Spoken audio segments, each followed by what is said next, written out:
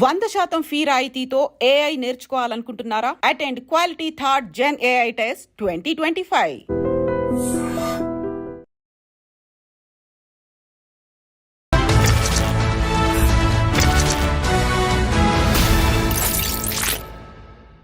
అందరికీ నమస్కారం. నేను Swaroopa Potlapalli. Welcome to iDream. అగ్రరాజ్యం అమెరికా 47వ అధ్యక్షుడిగా బాధ్యతలు స్వీకరించిన తర్వాత డొనాల్డ్ ట్రంప్ దూకుడుగా వ్యవహరిస్తున్నారు. ముఖ్యంగా అమెరికాలో ఉండి పార్ట్ టైం జాబ్స్ చేసుకుంటున్న విదేశీయుల వీసాలను రద్దు చేస్తామని ఆయన ప్రకటించారు. ఇంకొక వైపు ఫారినర్స్ కి జన్మతహా వచ్చే పౌరసత్వాన్ని కూడా ఫిబ్రవరి 20 తర్వాత రద్దు చేస్తామని ఆయన ఎగ్జిక్యూటివ్ ఆర్డర్ మీద సైన్ కూడా చేశారు. కాకపోతే అక్కడి న్యాయస్థానాలే ఆయన్ని తప్పుపట్టాయి. అలాగే ఆ ఆర్డర్ని తాత్కాలికంగా నిలిపివేస్తూ నిర్ణయం కూడా తీసుకోవడం జరిగింది. అలాగే విదేశాల నుంచి వచ్చే వస్తువుల మీద కూడా అధిక పన్ను విధించడం, ఇలా రకరకాలుగా ట్రంప్ తీసుకుంటున్న నిర్ణయాలు చర్చనీయాంశంగా మారాయి. ఇప్పుడు భారత్ కూడా ట్రంప్ నిర్ణయాల మీద ఆచితూచి వ్యవహరిస్తోంది. అయితే ఇవన్నీ కూడా ఈ రెండు దేశాల సంబంధాల మీద ఎలాంటి ప్రభావం చూపించబోతున్నాయి? ప్రస్తుతం నాతో పాటు అమెరికాలో 30 ఏళ్లుగా ఉంటున్న ఎన్ఆర్ఐ అలాగే జీటీఏ ఫౌండర్ విశ్వేశ్వర్ రెడ్డి గారు ఉన్నారు. ఆయనతో మాట్లాడి వీటన్నిటి మీద ఒక మంచి అనాలిసిస్ తీసుకుందాం. సార్ నమస్తే. నమస్కారం. ముఖ్యంగా ఈ పార్ట్ టైం జాబ్స్ చేస్తున్న వాళ్ళ వీసా రద్దు గురించి మాట్లాడుకుందాం సార్. ఎందుకంటే మన భారతీయులు 3 లక్షల మంది విద్యార్థులు అక్కడ ఉన్నారు. ఎప్పుడైతే ట్రంప్ ఈ నిర్ణయం తీసుకున్నారో ఆ తర్వాత జరిగిన చెకింగ్స్లో 18,000 మంది మన భారతీయులు పట్టుబడ్డారు. దీంతో అసలు ఇక్కడ ఉంటున్న తల్లిదండ్రులు, అక్కడ ఉంటున్న పిల్లల్లో చాలా టెన్షన్ మొదలైంది. ఎందుకంటే అమెరికాలో చదువుకోవడం అంటే చిన్న విషయం కాదు. లక్షల రూపాయలు కావాలి, కనీసం 50 లక్షలు కావాలి 2 ఏళ్ళు అయితే చదువుకోవాలంటే. అలాంటప్పుడు జాబ్స్ చేయక తప్పని పరిస్థితి. దీని మీద రకరకాల అపోహలు అయితే ఉన్నాయి. మీలాంటి సీనియర్ ఎన్ఆర్ఐస్ దీని మీద ఒక క్లారిటీ ఇస్తే అందరికి కూడా టెన్షన్ తీరిపోతుంది. తప్పకుండా. టిపికల్గా ఏంటంటే ఈ వీసా సిస్టంలో మన వాళ్ళు స్టూడెంట్ రూపకంగా అక్కడికి వస్తారు. అంటే మేజర్గా వచ్చే దానిలో F1 వీసా అని అంటారు. తర్వాత H1B వీసా ఒకటి ఉంటుంది స్కిల్డ్ లేబర్లో. తర్వాత మన పేరెంట్స్ కానీ ఇన్లాస్ కానీ వచ్చేది విజిటర్ వీసా మీద వస్తుంటారు. అంటే ఇప్పుడు ఎకో సిస్టంలో ఈ 3 అయితే ఇంటిగ్రేట్ అయి ఉంటాయి. ఇంకా there are number of visa types ఉన్నాయి. ఆల్ఫాబెటికల్ లెటర్లో A to Z మధ్యలో ప్రతి లెటర్కి ఏదో ఒక వీసా టైపు అమెరికా వెల్కమ్ చెప్తుంటుంది. అంటే కంట్రీ లోపలికి రావడానికి, because as this is an immigrant country they welcome everyone. So ఇక్కడ ఉన్న సిచ్యువేషన్ అంటే మేజర్గా మనకి ఇంపాక్ట్ ఏంటంటే F1 వీసాలో వీసాకి వెళ్ళే ముందు మనం ఏం చెప్తామంటే అక్కడ I-20 అని ఒకటి ఫామ్ ఉంటుంది. అందులో ఏం రాస్తారు, కాలేజ్ ఫీజు ఉంటుంది, కాలేజీలో బోర్డింగ్ అండ్ లాడ్జింగ్ ఫీజు ఉంటుంది. టిపికల్గా ఆ డబ్బుకు మన దగ్గర ఉన్నాయి, అయితే మన డబ్బు ఉంది, లేదంటే మన బ్యాంకు లోన్ రూపకంగా మేము కడతామని చెప్పేసి ఒక డ్రాఫ్ట్ లెటర్ తీసుకెళ్ళి వీసా ఆఫీసర్కి మనం ఇక్కడ ఏదైతే కాన్సులేట్లో వీసా ఇంటర్వ్యూకి వెళ్తాం చూడండి, అప్పుడు మనం చూపిస్తాం. అంటే మా దగ్గర డబ్బు ఉంది, అయితే మన సొంత డబ్బు లేదంటే లోన్ డబ్బు బ్యాంక్ ద్వారా తీసుకుంది. నేను అక్కడ ఉండే ఆ 2 సంవత్సరాలు 3 సంవత్సరాలు చదువుకునే క్రమంలో అక్కడ అయ్యే ప్రతి ఖర్చును కూడా నేను ఇక్కడి నుంచే తీసుకెళ్తానని మనం ప్రామిస్ చేస్తాం. ఇక్కడ ఆ ప్రామిస్ బేస్డ్ మీదనే మనకు వీసా ఇస్తారు. నేను అక్కడ వెళ్ళి ఫస్ట్ సెమిస్టర్ 2 సెమిస్టర్ నేను డబ్బు తీసుకెళ్తాను, తర్వాత 3rd 4th సెమిస్టర్కి నేను అక్కడ పని చేసుకొని నేను చేస్తానంటే అక్కడ వీసా ఇవ్వరు. సో ఈ టిపికల్ ప్రాసెస్ అనేది స్టాండర్డ్ ప్రాసెస్. అంటే ఇది ఒక 2 years 3 years కింద పెట్టింది కాదు, చాలా ఏళ్ళ నుంచి కూడా మన ఇక్కడ నుంచి వెళ్తున్న చాలామంది స్టూడెంట్స్ ఇది ఫాలో అవుతున్న సిస్టమ్. సో ఇప్పుడు ఏమవుతుందంటే new digital age, so tracking ఇది ఈజీ అయిపోయింది. ఇప్పుడు మన స్టూడెంట్స్ వచ్చి ఏం పని చేస్తారు, ఒకప్పుడు అంత ట్రాకబిలిటీ లేకుండేది. ఇవాళ ఏమవుతుందంటే ఎవ్రీథింగ్ ఇస్ ట్రాకబిలిటీ. ఇది యూజువల్గా మన వాళ్ళు అక్కడికి వెళ్ళి F1 వీసాలో చేసే జాబ్స్ ఉంటుంది చూడండి, అది గ్యాస్ స్టేషన్ కానీ, గ్రాసరీ స్టోర్ కానీ, లిక్కర్ స్టోర్ కానీ, వాట్ ఎవర్ ఇది హార్డ్ జాబ్స్ అంటారు మనం అక్కడ. ఈ హార్డ్ జాబ్స్ ఎంత ఉంటే $10 నుంచి $12-13 మధ్యన క్యాష్ జాబ్స్ అన్నట్టు. ఈ క్యాష్ జాబ్ ఏంటంటే మనం పే చేయం, ట్యాక్స్ పే చేయం ఇంకా. సో అక్కడ బిగ్ కన్సర్న్ వచ్చి పెట్టింది అన్నట్టు. అక్కడ USCIS United states citizenship and immigration services ద్వారా ఏ రూపకంగా ఉంటుందంటే అక్కడికి వచ్చే వాళ్ళు ఒక డిపార్ట్మెంట్ ఆఫ్ లేబర్ రూల్స్కి బైండ్ అయి ఉండడం, USCIS నామ్స్కి ఆ రెగ్యులేషన్స్కి బైండ్ అయి ఉండడం వల్లనే అక్కడికి రాణిస్తారు. అట్లనే F1 వీసా ప్రోగ్రామ్ ఎలా ఉందో H1B ప్రోగ్రామ్ కూడా అలా ఉంటుంది. H1 కూడా వర్క్ పర్మిట్ ఇస్తారు. మనం అక్కడ H1 3 years ఎక్స్టెన్షన్ ద్వారా మళ్ళీ ఇస్తుంటారు. సో ఈ రెండిట్లలో కూడా ఇప్పుడు ఇమీడియట్ ఇంపాక్ట్ ఎవరు ఆలోచిస్తున్నారంటే మన స్టూడెంట్స్. సో స్టూడెంట్స్ నేను మధ్యలో ఈ ఇంటర్వ్యూ ప్రాసెస్ కూడా చాలామంది మీట్ అయినప్పుడు చెప్పిందంటే మా అబ్బాయికి మేము ఫస్ట్ సెమిస్టర్ కట్టాము, మిగతా సెమిస్టర్ డబ్బును అక్కడే హార్డ్ ఎర్న్డ్ మనీ తీసుకొని అది మళ్ళీ ఫీజు కడతారు. So which is a violation of regularities. అంటే అక్కడ ఏదైతే నామ్స్ ఇమిగ్రేషన్ నేషనాలిటీ యాక్ట్స్ అని ఉంటాయమ్మా ఇక్కడ ఉన్నట్టే, అని ఇమిగ్రేషన్ నేషనాలిటీ యాక్ట్ ప్రకారమే మనం వీసా ఇస్తారు. అవి వయలేట్ చేస్తే ఏం చేస్తారంటే ఆ నిమిషం మేము పట్టుకోరు. మనం ఎప్పుడైతే మళ్ళీ కంట్రీ బయటికి వెళ్ళి లోపలికి వస్తామో అప్పుడు పోర్ట్ ఆఫ్ ఎంట్రీలో పట్టుకునేవాళ్ళు. అంటే సెకండరీ ఇన్స్పెక్షన్లో పక్కకు తీసుకెళ్ళి అక్కడ ఇంటర్వ్యూ క్వశ్చన్స్ అడిగేసి అక్కడ దానిలో వయలేట్ చేస్తే డిపోర్ట్ చేస్తారు. అది ఒక ప్రాసెస్. ఇప్పుడు ఏంటి, ఈ ట్రంప్ అడ్మినిస్ట్రేషన్ వచ్చాక 2.0లో ఇప్పుడు ఐస్ అంటుంది, ఇమిగ్రేషన్ కస్టమ్స్ ఎన్ఫోర్స్మెంట్. సో ఈ ఐస్ ఏదైతే డిపార్ట్మెంట్ ఉంటుందో ఈ ఐస్లో ఉన్న ఆఫీసర్స్ ఏం చేస్తారంటే దే సైట్ ఆడిట్స్కి వెళ్తారు. ఇవాళ today they put up on their website, మీరు ఎక్కడైనా ఈ స్టూడెంట్స్ పనిచేస్తున్నా కానీ ఎక్కడైనా చేస్తే మాకు రిపోర్ట్ చేయండి అని చెప్పారు. అమెరికాలో లాలో ఏముంటుందంటే you see something you say something అని అంటుంటారు. ఆ నామ్స్లోనే పనిచేస్తుంటారు. ఇప్పుడు ఆ కంట్రీ చాలా immigrant welcoming country, because the country itself is immigrant country. కాబట్టి హిస్టారికల్గా 400 ఏళ్ల నుంచి కూడా చాలామంది అక్కడికి మైగ్రేట్ అవుతున్నారు. ఎస్పెషల్లీ గత 40-50 సంవత్సరాల నుంచి ఇండియన్స్ ఎక్కువ వెళ్తున్నారు. సో ఈ గత 20 సంవత్సరాల నుంచి తెలుగు వాళ్ళు ఎక్కువ వెళ్తున్నారు. అంటే ఇండియన్స్లో గుజరాతీ వాళ్ళు కానీ పంజాబీ వాళ్ళని వెళ్ళేవారు. ఈ తెలుగు ప్రపంచం 20 ఏళ్ళ నుంచి బాగా జరుగుతుంది. ఎస్పెషల్లీ ఆ Y2K ఉండే చూడండి, అప్పటి నుంచి ఎక్కువ రావడానికి ఆస్కారం ఉంది. అప్పుడు కొన్ని వీసాలు కూడా పెంచి ఉండేవాళ్ళు.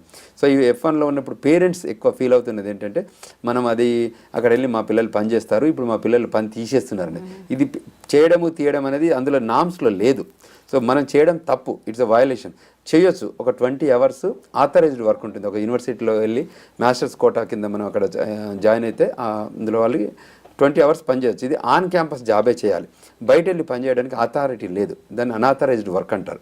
సో ఇందులో మనం వెళ్తే తప్పకుండా మనం వయలేట్ చేసినట్టు అవుతుంది. కాబట్టి ఆ కంట్రీ నామ్స్లో మనం ఉండాలనేది మన ఉద్దేశం. సో దాన్ని మనం ప్రాపర్గా కమ్యూనికేట్ చేయగలిగితే స్టూడెంట్స్ కానీ స్టూడెంట్స్ పేరెంట్స్ కానీ ఒక ఎడ్యుకేషన్ ఇవ్వగలిగితే వాళ్ళు ప్రిపేర్ అయి ఉంటారు. సో మనం ఎక్కడైతే లెటర్ ఇచ్చామో మనం ఎన్ని లక్షలు అవుతాయి అన్ని లక్షలు మనం సపోర్ట్ చేస్తామని చెప్పి మళ్ళీ మనమే వయలేట్ అవుతున్నాం కదా. సో ఒకసారి జాయిన్ అయ్యాక అంటే కంట్రీ లోపలికి వెళ్ళాక మనం కరెక్షన్ చేస్తున్నాం. Correction they are not welcoming it.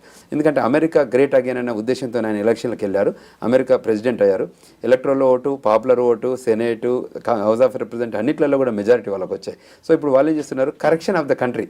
ఎక్కడెక్కడైతే గ్యాప్స్ ఉన్నాయో, ఎక్కడెక్కడైతే కంట్రీని మిస్యూజ్ చేశారో వాటి మీద కరెక్షన్ చేస్తున్నారు. ఎస్పెషల్లీ మీరు ఇంతకుముందు ఒక పాయింట్ రేజ్ చేశారు, అది బర్త్ రైట్స్ మీద. సో బర్త్ రైట్స్ ఎలా ఉండబోతుందంటే ఒకప్పుడు మేము హిస్టారికల్గా H1B డిపెండెంట్ H4 మీద వెళ్ళేవాళ్ళు కానీ తర్వాత విజిటర్ వీసా మీద వెళ్ళేవాళ్ళు కానీ చాలామంది అక్కడికి వెళ్ళిన బై బర్త్ సిటిజన్షిప్ ఇచ్చేవాళ్ళు. సో ఇప్పుడు ఈ ట్రంప్ అడ్మినిస్ట్రేషన్ ఏమన్నారంటే ఆ బై బర్త్ సిటిజన్షిప్ మిస్యూజ్ జరుగుతుంది. ఎప్పుడైతే కంట్రీ కరెక్షన్ ఎప్పుడు చేస్తుందంటే మిస్యూజ్ జరిగినప్పుడు. సో దాన్ని ఏమంటే బర్త్ టూరిజం లాగా మార్చేస్తారు. సో మన వాళ్ళు విజిటర్ వీసా మీద వెళ్ళిన వాళ్ళు కానీ మిగతా సౌత్ అమెరికన్ కంట్రీస్ కానివ్వండి, లాటిన్ అమెరికన్ కానివ్వండి, కరేబియన్ ఐలాండ్ నుంచి వచ్చిన వాళ్ళు ఏంటంటే వాళ్ళు ల్యాండ్ బార్డర్స్ ఉంటాయి వాళ్ళ కంట్రీస్కి. మనం అంటే ఎయిర్లో వెళ్ళాలి కానీ వాళ్ళకి ల్యాండ్లో. సో ఒక హిస్టారికల్గా ఏంటంటే వాళ్ళు టన్నెల్ రూపకంగా కానివ్వండి, గోడల దింకు రూపకంగా పెద్ద బార్డర్, ల్యాండ్ బార్డర్. సో ఎక్కడెక్కడనో ట్రక్కుల రూపకంగా చాలా వేల మంది హిస్టారికల్గా అనాథరైజ్డ్గా వెళ్ళారు కంట్రీ లోపలికి. ఇల్లీగల్ ఇమిగ్రేషన్ అంటారు దాన్ని. సో వెళ్ళిన వాళ్ళు ఏం చేస్తున్నారు, వాళ్ళకి అక్కడ పిల్లలు పుడితే ఏమవుతారు, వాళ్ళు సిటిజన్స్ అవుతున్నారు. సో ఇది దాంతో ఏమవుతుందంటే కంట్రీ ఎకనామిక్ దానిలో ఇబ్బంది అవుతుంది. సో దాన్ని కంట్రీ ఏమవుతుందంటే we need to correct it. It's also ఈ సదరన్ కంట్రీస్ నుంచి వచ్చే వాళ్ళని కూడా ఆపాలంటే this is the best thing అని చెప్పేసి ఆయన హీ ఇంట్రడ్యూస్ దట్ బిల్.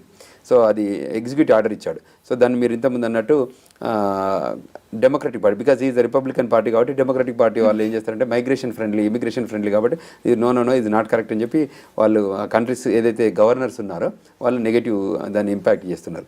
అదేవిధంగా వాషింగ్టన్ స్టేట్లో ఉన్న కోర్టు సిస్టంలో కూడా వాళ్ళు కూడా ఏం చెప్పారంటే దీన్ని హోల్డ్ చేసి పెట్టారు. దీని మీద అంటే మీరు ఎగ్జిక్యూటివ్ ఆర్డర్ ఇచ్చే కంటే ఎక్కువ దీన్ని కాన్స్టిట్యూషనల్ అమెండ్మెంట్ చేస్తే బాగుంటుంది అనేది వాళ్ళ ఉద్దేశం. అంటే ఏదైనా ప్రాపర్గా వెళ్తే బాగుంటుంది. దానిని president take a decision rather than discussing in the Senate or Congress Capitol హిల్లో డిస్కస్ చేసి ఒక అంటే కన్సెన్సస్గా తీసుకొస్తే బాగుంటుంది. సో ఆయన చెప్పే విధానం ఏంటంటే ఒకప్పుడు లాస్ట్ అడ్మినిస్ట్రేషన్లో ట్రంప్ గారు ఏం చేశారంటే ఒక 7 కంట్రీస్ మీద బ్యాన్ చేశాడు, ఇస్లామిక్ కంట్రీస్ మీద టిపికల్గా ఆయన బ్యాన్ చేస్తే అప్పుడు ఏం చేశారు, ఇట్లనే సేమ్ డిస్కషన్ డిబేట్స్ అయింది. బట్ చివరికి అది సుప్రీంకోర్టుకి వెళ్ళింది. సుప్రీంకోర్టు ఆయన డెసిషన్ని ఎండార్స్ చేసింది. సో ఆయన లాస్ట్ టైం గవర్నెన్స్లో ట్రంప్ 1.0లో తీసుకున్న చాలా ఎగ్జిక్యూటివ్ ఆర్డర్స్ కూడా ఏమైందంటే కొన్ని డినే అయ్యి కూడా అయ్యాయి. అంటే వీళ్ళు కోర్టు ఒప్పుకోకపోవడం కోర్టు. సో ఇప్పుడు కూడా ఆయన కొన్ని ఎగ్జిక్యూటివ్ ఆర్డర్ తీసుకున్నారు కదా, అన్నీ యాక్సెప్ట్ చేయాలని రూల్ ఏం లేదు, కొన్ని డినే కూడా కావచ్చు.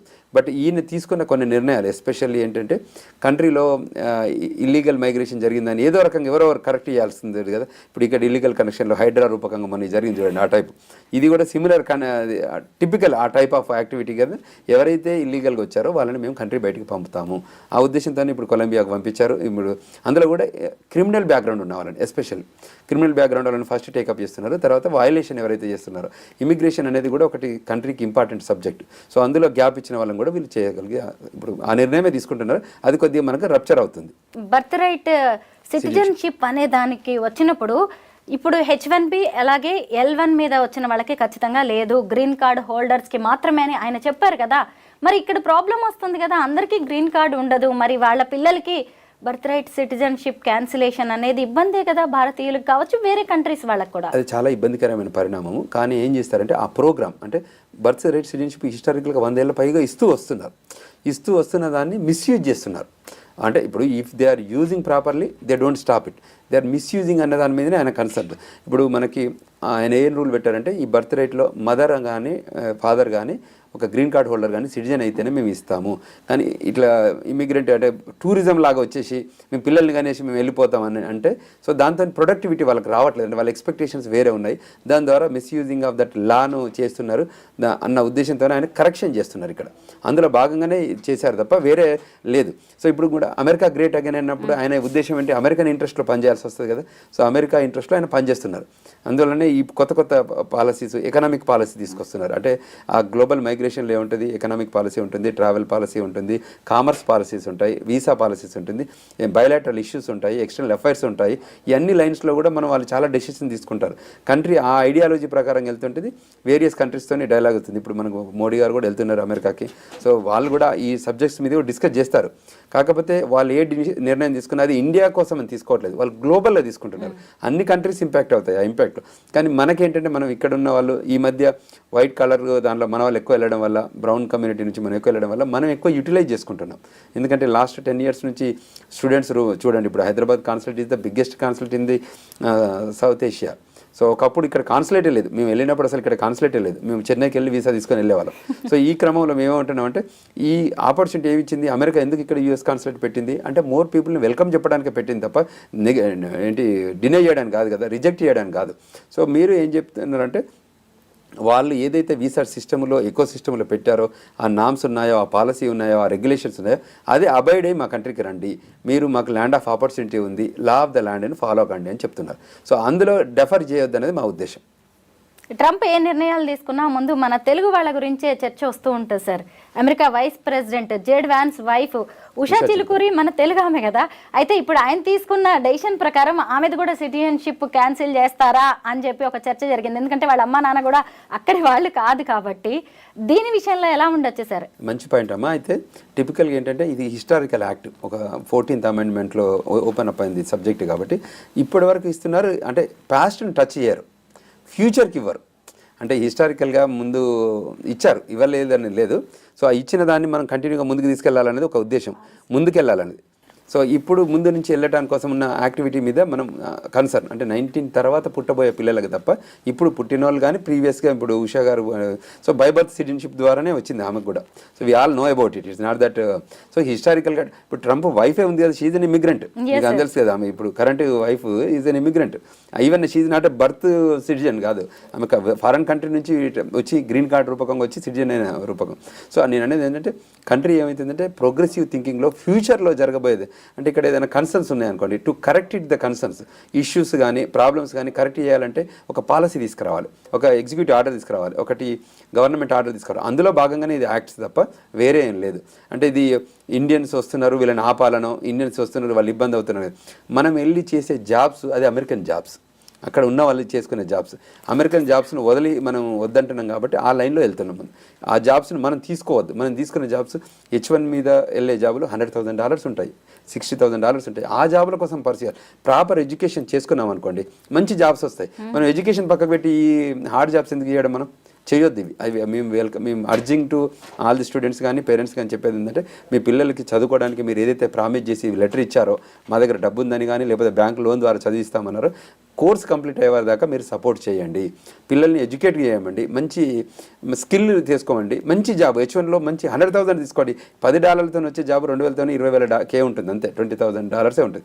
Why you need to do this $20,000 job, you need to do $100,000 which is the skilled labour job. హిస్టారికల్గా మేమన్నీ ఆ లైన్లోనే చేసుకుంటూ వచ్చాం. ఇప్పుడు ఇట్లా షార్ట్కట్లో వెళ్ళలేదు. షార్ట్కట్లో వెళ్ళే వాళ్ళకి కరెక్షన్ ఉంటుంది. ఎస్పెషల్లీ ఇప్పుడు ఏంటంటే డిజిటల్ ఏజ్ అండి, ట్రాకింగ్ ఈజ్ ఈజీ. సో ఈ ఈజీ టైంలో మనం తప్పించుకోవడానికి ఛాన్సే లేదు. ఇప్పుడు నిన్న కూడా మాకు 2-3 కేసులు వచ్చాయి, 2-3 కూడా డిపోర్టేషన్ కేసెస్. సో వెనకకు వచ్చారు వాళ్ళందరూ. పోర్ట్ ఆఫ్ ఎంట్రీలో CBP ఆఫీసర్ ఇంటర్వ్యూ చేస్తారు. ఆ ఇంటర్వ్యూలో ఫెయిల్ అయితే వాళ్ళందరికీ ఈ ఇమిగ్రేషన్ నేషనల్ యాక్ట్ ప్రకారం రూల్స్ వయలేట్ చేశారు కాబట్టి మిమ్మల్ని అడ్మిషన్ ఇన్అడ్మిసిబుల్గా చేస్తున్నాము, మీరు విత్డ్రా చేసుకోమని చెప్పేసి కంట్రీకి పంపిస్తున్నారు. అట్లా ఇప్పుడు మీరు కొలంబియా కూడా చూశారు కదా, క్రిమినల్ బ్యాక్గ్రౌండ్ ఉన్న వాళ్ళని కూడా పంపించారు. సో ఇప్పుడు ఇంకా ఫ్యూచర్లో కూడా there is more audits. More site audits, more ICE వాళ్ళు వెళ్ళి ఈ డిఫరెంట్ లొకేషన్స్కి వెళ్ళి వాళ్ళని పంపించేస్తుంటారు. ఇది కంటిన్యూస్ ప్రాసెస్. ట్రంప్ అడ్మినిస్ట్రేషన్ ఉన్న నెక్స్ట్ 4 years కూడా ఆయన డైనమిక్గా చేంజెస్ చేస్తారు. ఆయన కొత్త విషయం ఏంటంటే మీకు తెలుసు, ఆయన అమెరికన్ సిటిజన్స్కి ట్యాక్స్ తీద్దామని కూడా ఆలోచనలో ఉన్నారు. అది చాలా బిగ్ అసెట్ ఫర్ ఇది. దాని తర్వాత ఎన్ని రిపర్కేషన్స్ వస్తాయి, ఎకనామిక్ పాలసీ ఎలా ఉండబోతుంది, ఇవన్నీ కూడా డిస్కషన్ పాయింట్స్. అక్కడ సిటిజన్స్ కేమో ట్యాక్స్ తీసేద్దాం అనుకుంటున్నారు, మరి వేరే దేశాల నుంచి వచ్చే ఇంపోర్ట్స్ మీద అధిక పన్నులు వేస్తున్నారు సార్. అది వాళ్ళు ఏమంటారు, ఈ పాలసీ తీసి దాని మీద పన్ను వేసి, ఎందుకంటే మా కంట్రీకి వచ్చే దిగుమతులు కానీ ఎగుమతులు దానిలో కూడా తీసుకోవడం వల్ల బెనిఫిట్. ఇప్పుడు ఎకనామిక్ పాలసీ కూడా ఒక 100 ఏళ్ల కింద ఉన్న ఎకనామిక్ పాలసీ ఇప్పుడు ఉండదు, ఫ్యూచర్లో కూడా మళ్ళీ మారుతుంది, మళ్ళీ 100 yearsలో మళ్ళీ సో ఈయన మాత్రం చాలా డైనమిక్గా. మీకు తెలుసు, Donald Trump is not a politician, is a business man, is a shrewd business man. ఏమంటుంటా, టిపికల్గా shrewd business man, crooked politicians అంటాం. ఆ లైన్లో ఆయన థింక్ చేస్తుంటాడు తప్ప ఆయనకి ఏంటంటే what is the best interest. America is always there is no free lunch in America అంటుంటాం. టిపికల్గా ప్రతిదీ బిజినెస్ బిజినెస్ బిజినెస్. అక్కడికి వచ్చే వాళ్ళు తప్పకుండా 40 hours పని చేస్తేనే అక్కడ లివ్ చేయగలుగుతాం. మేము చారిటీకో రిలాక్స్గా వెళ్తామంటే అది వెల్కమింగ్ ఉండదు. సో అంచేత ఆ లైన్లోనే ఆయన థింక్ చేస్తారు. ఆయన ఎంబడి ఇంకో 3 ఆడారు ఇప్పుడు, అంటే ఇంకో 2 ఎవరు, ఎలాన్ మస్క్ ఆడారు, వివేక్ రామస్వామి, వాళ్ళు కూడా they are shrewd business mans. So అంచేత ఆ లైన్లోనే మనం బాగా ప్లాన్ చేసుకొని వెళ్ళగలిగితే we can achieve more things అనేది ఒక ఐడియాలజీ. సరే, అమెరికా ఎన్నికలని దేశ విదేశాలు కూడా చాలా ఆసక్తిగా గమనించాయి. ముఖ్యంగా మన భారతీయుల్లో అయితే పెద్ద డిస్కషన్ జరిగింది. ఎందుకంటే అసలు ఈ డొనాల్డ్ ట్రంప్ వాళ్ళ దేశం వాళ్ళ విషయంలో చాలా పక్షపాతంగా ఉంటాడు, విదేశీయులు అందరూ వచ్చి ఇక్కడ వాళ్ళ అవకాశాలు కొట్టేస్తున్నారనే ఫీలింగ్లో ఆయన ఉంటాడు. ఈసారి ఆయన వచ్చాడంటే ఖచ్చితంగా ఫారినర్స్ విషయంలో చాలా రిస్ట్రిక్షన్స్ పెడతారు అని కూడా డిస్కషన్ జరిగింది. అన్నట్టుగానే చాలా జరుగుతున్నాయి సార్. అవును, కరెక్టే. యాక్చువల్లీ అందులో కూడా మేము చాలామంది సపోర్ట్ కూడా చేస్తాం. అంటే టిపికల్గా 1.0లో కూడా చాలా హెల్ప్ చేస్తారు, అంటే ఇండియన్స్ కూడా హెల్ప్ చేస్తారు. ఆయన పాలసీలో ఏమంటే 2 things అండి. Legal is for legal immigration, is against to the illegal immigration. ఇది 2 points అన్నట్టు. ఇల్లీగల్ ఇమిగ్రేషన్స్తో 11 million ఇల్లీగల్ ఇమిగ్రెంట్స్ ఆ కంట్రీలో ఉన్నారు, వాళ్ళని పంపించాలనేది ఆయన ఐడియాలజీ. సో అది చెప్తున్నారు, ఎందుకంటే అక్కడ ట్యాక్స్ పే చేయట్లేదు వాళ్ళంతా క్యాష్ జాబ్స్ చేస్తున్నారు. ఈ గ్యాస్ స్టేషన్ కానీ, గ్రోసరీ స్టేషన్ కానీ, లిక్కర్ స్టోర్ కానీ అనాథరైజ్డ్ వర్క్ చేస్తున్నారు, వాళ్ళు క్యాష్ తీసుకుంటున్నారు. So which is not welcoming. ఇప్పుడు పెద్ద పెద్ద కంపెనీలో పనిచేసే వాళ్ళకి బాగానే ఉంది. సో ఆయన ఎప్పుడు కూడా అంటే ఓపెన్, హానెస్ట్, బ్లంట్గా కమ్యూనికేట్ చేస్తుంటాడు ఏదైనా చేయరు. Is interest is American interest. Being a president of the country, his interest is Americanized act. So foreign countries నుంచి కూడా వెల్కమ్ చెప్తున్నారు, కానీ లీగలైజ్ ప్రాసెస్ అన్నమాట. రేపు పొద్దున ఇండియన్స్కి మాస్టర్ చేసిన ఎబిలిటీ ఉన్న వాళ్ళకి డైరెక్ట్ గ్రీన్ కార్డ్ కూడా ఇవ్వచ్చు. ఆ లైన్లో కూడా ఉన్నారు, ఆయన పాజిటివ్ ఆ లైన్లో ఉన్నారు. లాస్ట్ టైం కూడా మనకు 2 years 3 years బ్యాక్ ముందు మన పోస్ట్ పాండమిక్ రిసెషన్ వచ్చిన తర్వాత, ప్రీ పాండమిక్ అప్పుడు కూడా బైడెన్ అడ్మినిస్ట్రేషన్లో కూడా చాలా ఇష్యూస్ వచ్చాయి. వాటిని కూడా అడ్రస్ చేసుకునే క్యాపబిలిటీస్ కూడా మన దగ్గర ఉండేది. సో వీళ్ళు చేయలేకపోయారు, డెమోక్రటిక్ పార్టీ డెలివరబుల్ చేయలేకపోయింది కాబట్టి రిపబ్లికన్ పార్టీ మళ్ళీ వచ్చింది. సో అందులో ట్రంప్ అందరికీ తెలుసు ఆయన ఎటువంటి యాటిట్యూడ్ ఉంటుంది, ఎటువంటి బిహేవియర్ ఉంటుంది. 4 ఏళ్ళు చూసాం కూడా. తర్వాత ఆయన ఓన్ రిపబ్లికన్ పార్టీలో కూడా చాలా మందిని హైర్ చేశాడు, ఫైర్ కూడా చేశాడు. సో ఇన్ దట్ లైన్స్లో ఆ ఆపర్చునిటీస్ కూడా ఉన్నాయన్న ఉద్దేశంతోనే మేము ఇప్పుడు కనెక్ట్ చేస్తున్నాం. సో మేము కూడా ఇక్కడ ఇష్యూస్ ఉన్నాయనుకోండి, మేము కూడా గ్లోబల్లో మైగ్రేషన్ చూస్తుంటాం కాబట్టి ఏం చేస్తుంటామంటే సెనేటర్తో కానీ, కాంగ్రెస్మెన్తో కానీ, వైట్ హౌస్తో కానీ, క్యాపిటల్ హిల్తో కానీ, FBI కానీ, పెంటగాన్తో కానీ we are in line with them.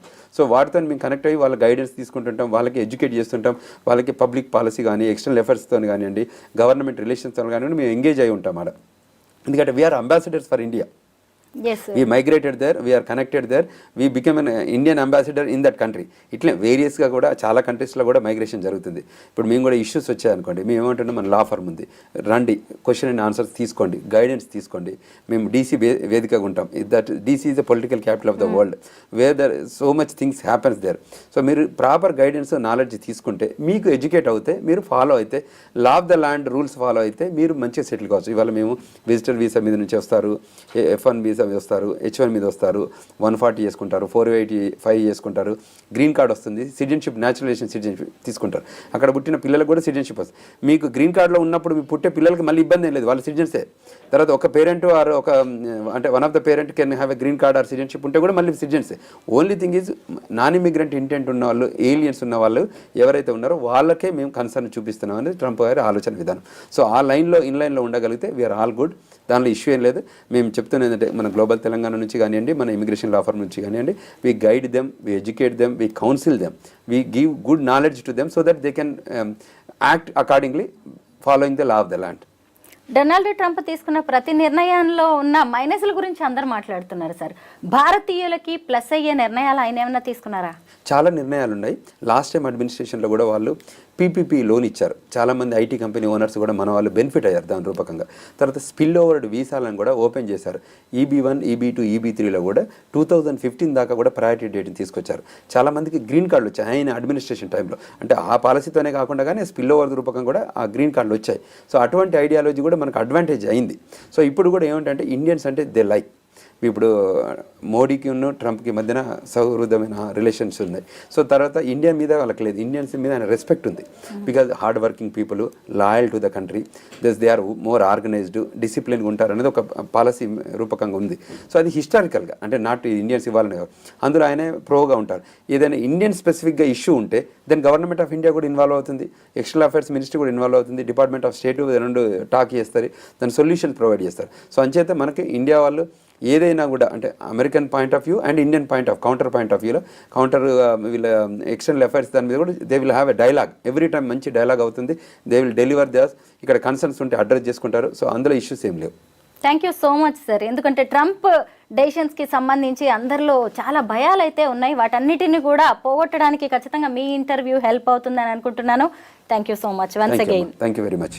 నాకు ఆపర్చునిటీ ఇచ్చి iDream ద్వారా ఇప్పుడు ఎడ్యుకేషన్ ఇస్తున్నారు. ఇది గ్రేటెస్ట్ అసెట్. ఎందుకంటే అవేర్నెస్ ఇవ్వడం ఇంపార్టెంట్. వాళ్ళని అందరినీ పేరెంట్స్ని కూడా వెల్కమ్ చెప్తున్నాము, ఈ స్టూడెంట్స్ని కూడా ఇప్పుడు కూడా రమ్మంటున్నాం. ఇంకా మనకి వీసాలో ఇస్తున్నారు. మన హైదరాబాద్ కాన్సులేట్ ఉంది. తర్వాత H1B ప్రోగ్రామ్ కింద కూడా 65,000 F1 వీసా వాళ్ళకి ఇస్తున్నారు, 20,000 F1 వాళ్ళకి ఇస్తున్నారు, రెగ్యులర్ కోటా 65 ఇస్తున్నారు, 85,000 H1s ఎవ్రీ ఇయర్ ఇస్తున్నారు. సో అందులో కూడా మెజారిటీ మన వాళ్ళే బెనిఫిట్ అవుతున్నారు. సో అంచేత ప్రాపర్గా యూటిలైజ్ చేసుకోండి, రండి, గైడెన్స్ తీసుకోండి, అమెరికాలో సెటిల్ కాండి, మళ్ళీ giving back to the society. అంటే మళ్ళీ మనం ఎక్కడైతే పుట్టిన గడ్డకు కూడా మళ్ళీ మనం వెనుకకు వచ్చి మనం బ్రెయిన్ గెయినే కాకుండా రివర్స్ గెయిన్ కూడా ఇవ్వాలి, అంటే లూజింగ్ కాకుండా అక్కడ మళ్ళీ పెట్టాలనేది మా ఉద్దేశం. దానికోసం మేము పనిచేస్తాం. ట్రంప్ డెసిషన్స్ వల్ల ఏదో జరిగిపోతుందని అందరూ భయపడాల్సిన అవసరం ఏం లేదు. చక్కగా రండి, చదువుకోండి, ఉద్యోగాలు చేయండి, అలాగే అక్కడి సొసైటీకి తిరిగి ఇవ్వండి అని విశ్వేశ్వరరెడ్డి సార్ చెప్తున్నారు.